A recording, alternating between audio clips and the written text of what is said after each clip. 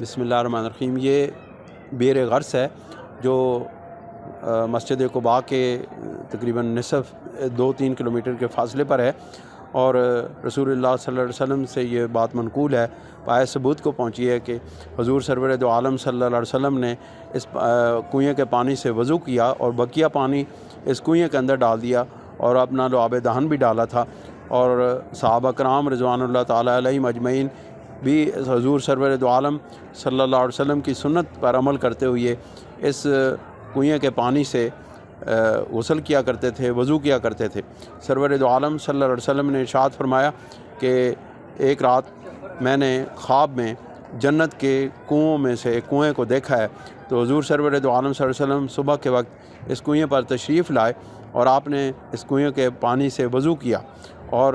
اس کے بارے میں یہ بھی مشہور بات ہے، کہا جاتا ہے اور بلکہ یقیناً یہ بات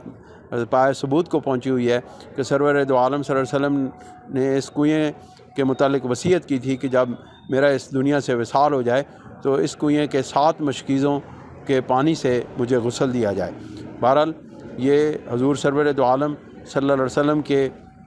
ارشاد کے مطابق یہ جنت کے کنووں میں سے کنواں ہے، اور اس کا پانی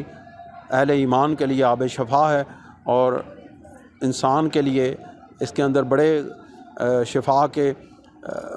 خزانے پوشیدہ ہیں۔ جو لوگ بھی ایمان کے ساتھ اور اس یقین کے ساتھ رسول اللہ صلی اللہ علیہ وسلم کی سنت کو ادا کرتے ہوئے اس کا پانی پیتے ہیں، اللہ تعالیٰ ان کو شفاء کاملہ عطا فرماتا ہے، اور حضور سرور دو عالم صلی اللہ علیہ وسلم اور صحابہ کرام رضوان اللہ تعالیٰ علیہم اجمعین